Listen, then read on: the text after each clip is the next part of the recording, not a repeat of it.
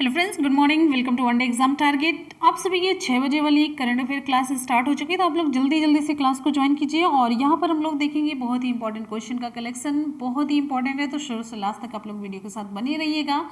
जितने भी student video को देख रहे हैं, एक बार जल्दी से फटाफट से आप सभी लोग वीडियो को लाइक और अपने दोस्तों में शेयर ज़रूर करेंगे। नए स्टूडेंट चैनल को सब्सक्राइब कर लेंगे, जिससे कि जब भी मैं वीडियो अपलोड करूँ आप सभी तक नोटिफिकेशन जरूर पहुँचे। तो चलिए यहाँ पे आपको बता देते हैं एक बार अपने पूरे दिन भर की क्लासेस का शेड्यूल।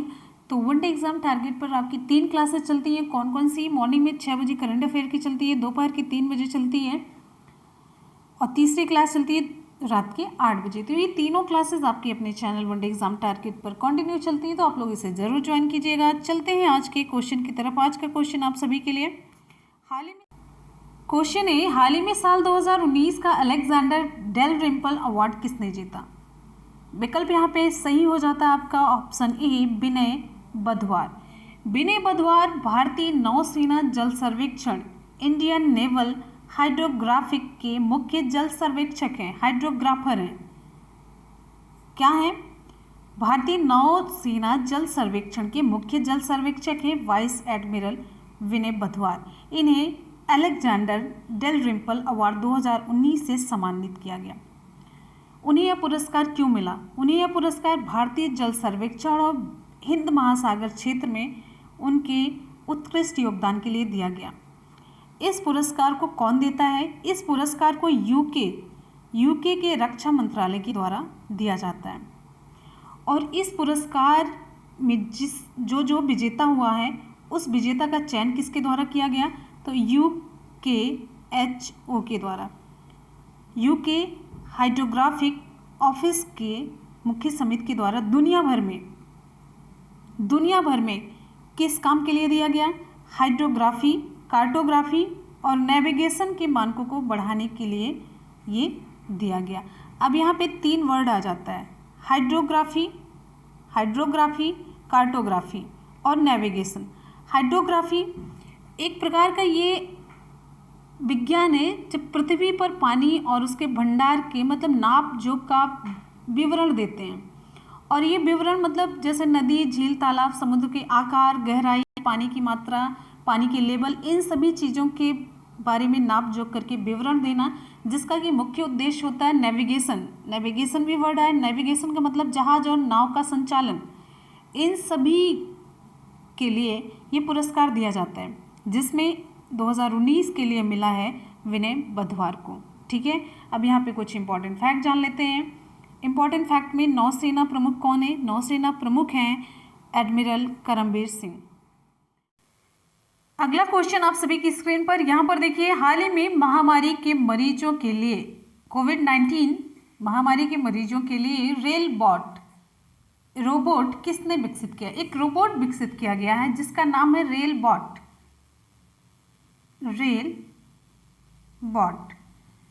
इसे शॉर्टकट में R-बॉट भी कह सकते हैं। ये किसने विकसित किया? ऑप्शन सही हो जाता है ये, दक्षिण मध्य रेलवे ने। R-बॉट का काम क्या होगा? इसका इस्तेमाल दवाओं, चिकित्सा के सामान, मरीजों को भोजन परोसने, इन सभी कामों में इसका यूज किया जाएगा, जिससे कि सोशल डिस्टेंसिंग मेंटेन रहे, शारीरिक संपर्क ना हो। इससे डॉक्टरों, नर्सों और जितने चिकित्सा कर्मचारी उनको संक्रमण के खतरे से दूर रखा जा सकेगा। अब यहाँ पे बात आ जाती है दक्षिण मध्य रेलवे की। तो दक्षिण मध्य रेलवे जोन का मुख्यालय कहाँ पर है? सिकंदराबाद में है। और दक्षिण मध्य रेलवे जोन के महाप्रबंधक कौन है? गजानन माल्या। चलते हैं अगले क्वेश्चन पर। अगला क्वेश्चन आप सभी के लिए, हाल ही में रस्किन बॉन्ड ने अपने किस जन्मदिन पर नई पुस्तक hop on my adventures on boat trains and planes launch की? ऑप्शन यहाँ पे कौन सा सही होगा? मेनली ये क्वेश्चन लेने का ये मतलब था जिससे कि आप लोग ये जान सके रस्किन बॉन्ड की बुक का नाम क्या है। रस्किन बॉन्ड की बुक ये है, और अगर कभी क्वेश्चन पूछा जाए ये बुक किसने लिखी, तो आप बता सके लेखक हैं रस्किन बॉन्ड। तो किस जन्मदिन पर ये लॉन्च की गई? तो विकल्प आपका यहाँ पे सही हो जाएगा सी, 86वें जन्मदिन पर। इस पुस्तक में उन्होंने अपने बचपन में नाव, रेलगाड़ियों और विमानों के कुछ यादगार पलों को, कुछ यात्राओं को इसमें वर्णित किया है। और यहाँ पे आपको बता देते हैं इस किताब का चित्रण सम्राट हलधर ने किया है। अगले क्वेश्चन पर क्वेश्चन है, हाल ही में विश्व स्वास्थ्य सभा वर्ल्ड हेल्थ असेंबली, क्या है world health assembly, world health assembly का कौन सा सत्र आयोजित किया गया? ऑप्शन यहाँ पे सही हो जाता है सी, 73वां सत्र। कोविड-19 महामारी पर विश्व स्वास्थ्य सभा वर्ल्ड हेल्थ असेंबली का 73वां सत्र वीडियो कॉन्फ्रेंसिंग के माध्यम से आयोजित किया गया। इस स्वास्थ्य सभा में कौन कौन लोग शामिल थे? इस सत्र में WHO वर्ल्ड हेल्थ ऑर्गेनाइजेशन के सभी सदस्य देशों, जितने भी सदस्य देश हैं उनके जो प्रतिनिधि हैं उन्होंने हिस्सा लिया। तो भारत की तरफ से विश्व स्वास्थ्य सभा के 73वें सत्र में हिस्सा किसने लिया? केंद्रीय स्वास्थ्य मंत्री डॉक्टर हर्षवर्धन ने। अब यहाँ पे आपको जानना है कि विश्व स्वास्थ्य सभा क्या है। विश्व स्वास्थ्य सभा एक लाइन में अगर आप जाने तो WHO की निर्णय लेने वाली संस्था है, यानी कि विश्व स्वास्थ्य सभा विश्व में सर्वोच्च स्वास्थ्य नीति स्थापित करने वाली संस्था है। इसमें मुख्य रूप से स्वास्थ्य मंत्री शामिल हैं। इस सभा के सदस्य हर साल मई के महीने में कहाँ पर मुलाकात करते हैं? जिनेवा में मुलाकात करते हैं। विश्व स्वास्थ्य सभा विश्व स्वास्थ्य संगठन के कामों को मंजूरी देता है और अपने बजट में महानिदेशक का चुनाव भी करता है। तो ये है विश्व स्वास्थ्य सभा। इसका मुख्यालय कहाँ पर है? इसका मुख्यालय है जिनेवा, स्विट्जरलैंड में। क्लियर है? यहाँ पर बात कर लेते हैं एक बार WHO की, वर्ल्ड हेल्थ ऑर्गेनाइजेशन, इसका फुल फॉर्म है वर्ल्ड हेल्थ ऑर्गेनाइजेशन। इसकी स्थापना कब हुई? 1948 में हुई। इसका मुख्यालय कहाँ पर है WHO का? तो इसका मुख्यालय है स्विट्जरलैंड के जिनेवा में। वर्तमान में WHO में कुल 194 सदस्य देश हैं। और आपको यहाँ पर बताएं विश्व स्वास्थ्य सभा, तो एक लाइन में ये विश्व स्वास्थ्य सभा WHO की नीतियों का निर्धारण करती है। ठीक है, चलते हैं अगले क्वेश्चन की तरफ। अगला क्वेश्चन आप सभी के लिए क्वेश्चन है, हाल ही में इंडिया पोस्ट ने किसके लिए विशेष डाक कवर जारी किया? विकल्प आपका कौन सा सही होगा? यहाँ पर ऑप्शन सही हो जाता है बी, प्रवासी श्रमिकों के लिए। प्रवासी श्रमिकों के लिए इंडिया पोस्ट ने एक विशेष डाक कवर जारी किया।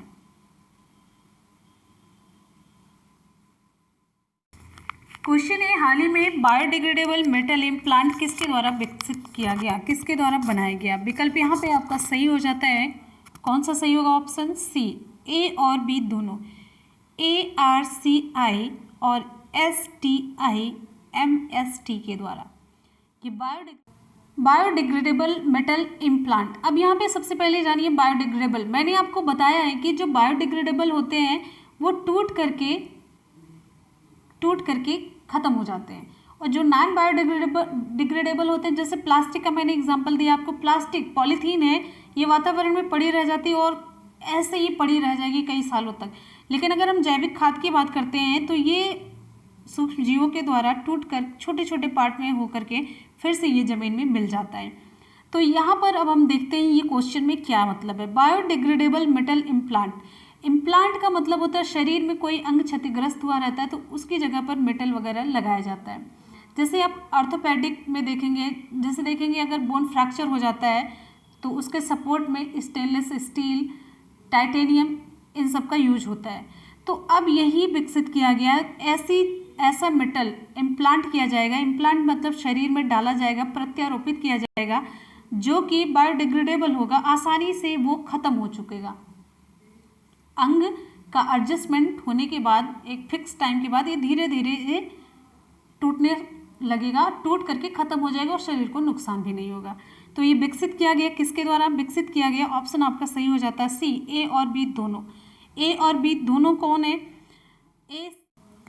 ARCI international advanced research centre for powder metallurgy and new materials. और ध्यान दीजिएगा, फुल फॉर्म बता रहे हैं आपको, Shri Chitra Tirunal institute of medical sciences and ये है टेक्नोलॉजी।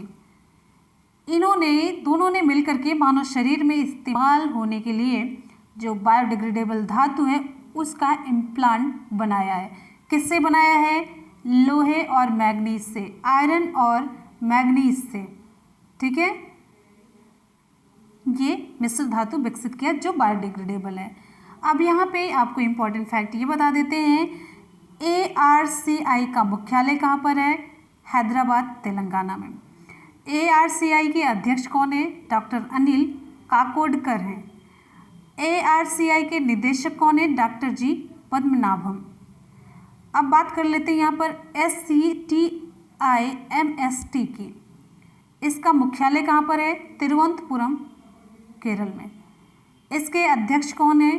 डॉक्टर विजय कुमार सारस्वत। इसके निदेशक कौन है? डॉक्टर आशा किशोर। इतने इंपॉर्टेंट फैक्ट आपको जानने चाहिए और जितने भी टर्म यहाँ पर यूज किए गए आपको एक एक टर्म बताया है, साथ साथ में आपका साइंस का भी क्वेश्चन तैयार होता गया, एक कॉन्सेप्ट आपका बनता गया। हम डायरेक्टली उत्तर बता के भी आगे बढ़ सकते थे। ठीक है, चलते हैं अगले क्वेश्चन की तरफ। अगला क्वेश्चन आप सभी के लिए यहाँ पर देखिए। क्वेश्चन है, हाल ही में भारतीय नौसेना में कौन सा युद्धपोत शामिल किया गया? विकल्प यहाँ पे सही हो जाता है B, INL-CU-L57। LCU landing craft utility ship L57 को पोर्ट ब्लेयर में भारतीय नौसेना ने कमीशन किया है। और इस युद्धपोत का निर्माण किसने किया है?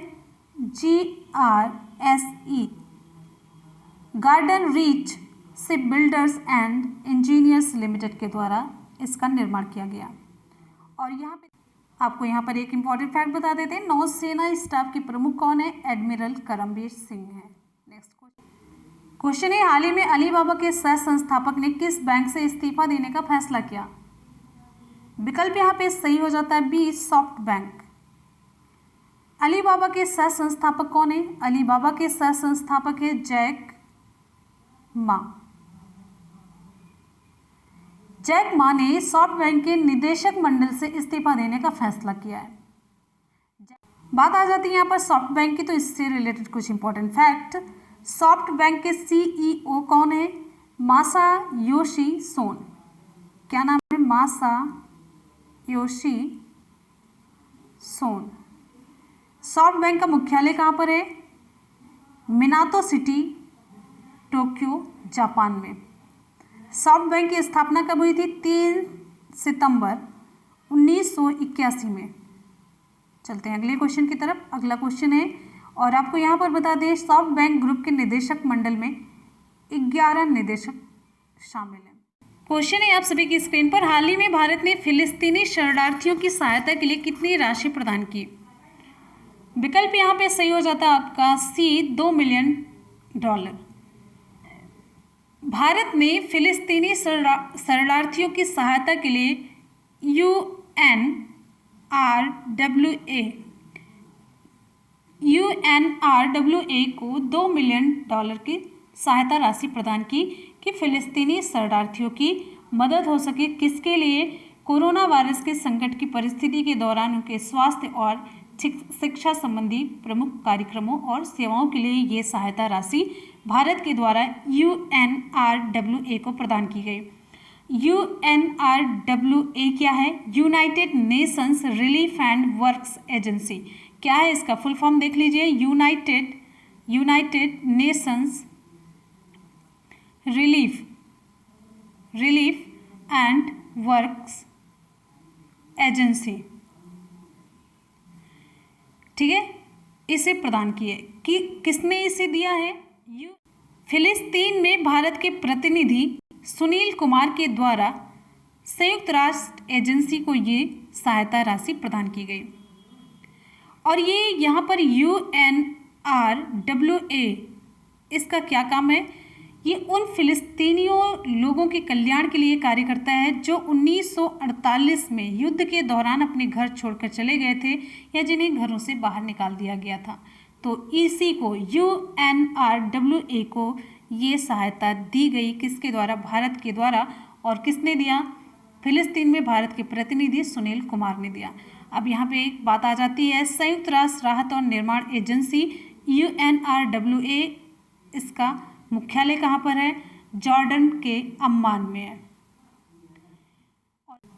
फ्रेंड्स, यहाँ पर आज के करंट अफेयर के क्वेश्चन हो जाते हैं कंप्लीट। चलते हैं सुपर फास्ट रिवीजन की तरफ। जितने भी क्वेश्चन हम लोगों ने पढ़े हैं सबका करेंगे सुपर फास्ट रिवीजन। क्वेश्चन है, हाल ही में साल 2019 का अलेक्जेंडर डेल रिम्पल अवार्ड किसने जीता? ऑप्शन यहाँ पे सही हो जाता है ए, विनय बधवार। नेक्स्ट क्वेश्चन पर आएंगे।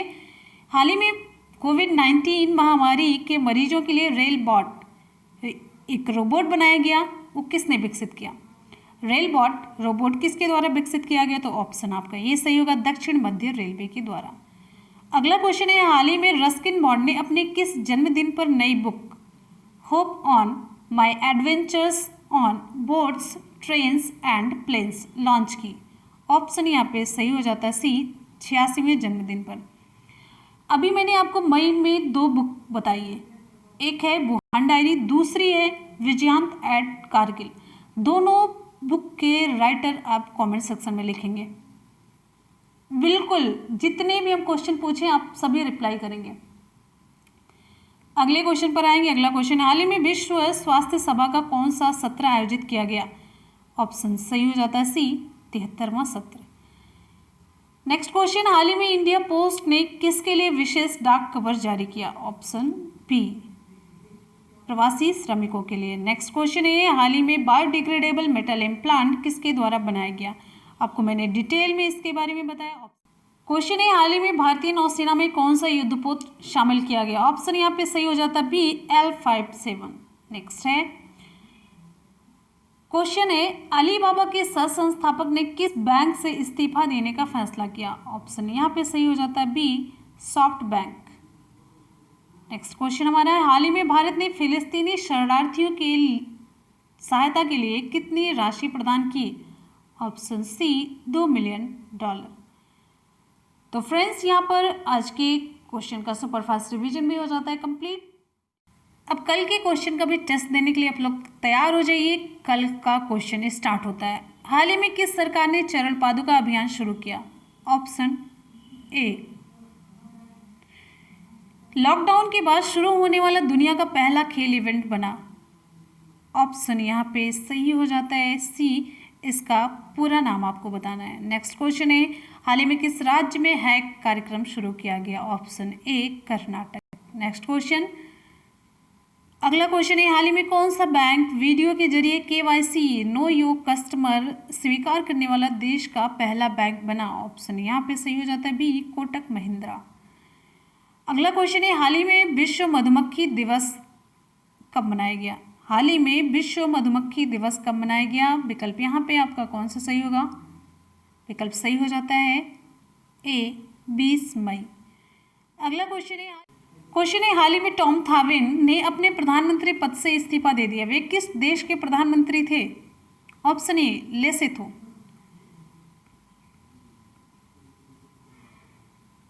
अगला क्वेश्चन है, हाल ही में केंद्रीय मानव संसाधन मंत्रालय ने मॉक टेस्ट देने के लिए कौन सा मोबाइल एप्लीकेशन लॉन्च किया? ऑप्शन यहाँ पे सही हो जाता है नेशनल टेस्ट अभ्यास। फ्रेंड्स, यहाँ पर कल के क्वेश्चन भी हो जाते हैं कंप्लीट। और कल मैंने आपसे सवाल पूछा था, हाल ही में किस सरकार ने चरण पादुका अभियान शुरू किया? तो सभी बच्चों ने, जितने भी कमेंट आए थे सभी ने सही रिप्लाई करी। ऑप्शन यहाँ पे आपका ये सही होगा, मध्य प्रदेश सरकार के द्वारा चरण पादुका अभियान शुरू किया गया। आज का सवाल आप सभी के लिए, हाल ही में विश्व स्वास्थ्य सभा का कौन सा सत्र आयोजित किया गया? 71वां, 72वां या 73वां? जल्दी जल्दी से आप लोग कमेंट सेक्शन में रिप्लाई करेंगे। तो जितने भी स्टूडेंट वीडियो को देख रहे हैं, एक बार जल्दी जल्दी से आप सभी लोग वीडियो को लाइक और अपने दोस्तों में शेयर ज़रूर कीजिएगा। चैनल पे नए स्टूडेंट हैं तो चैनल को सब्सक्राइब कर लीजिएगा। हम आपसे एक ही चीज़ कहेंगे, कंटिन्यूएशन बहुत ज़रूरी है। पढ़ाई में ब्रेक बिल्कुल भी नहीं होना चाहिए। गवर्नमेंट कभी भी कुछ भी कर सकती है, तो अपनी पढ़ाई आप लोग कंटिन्यू रखिए। आप देखिएगा जो हम कह रहे हैं वही सही होगा। तो मिलते हैं फिर 3 बजे की क्लास में। तब तक के लिए good bye, take care, thank you so much, bye bye, take care, जय हिंद।